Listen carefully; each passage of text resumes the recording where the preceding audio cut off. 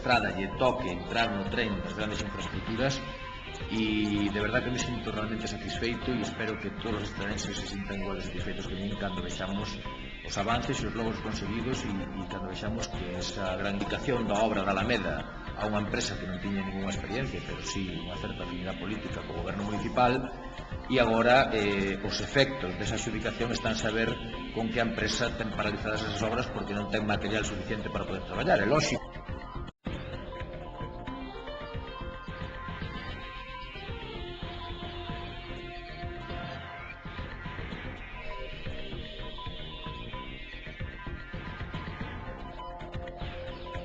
Organizacións agrarias, neste caso o sindicato labrego, nin legisla, nin aplica a lei. Agora, ímonos facer oír alá onde poidamos, co apoio que teñamos, para darlle, polo menos, dignidade a este sector, que é o que merece.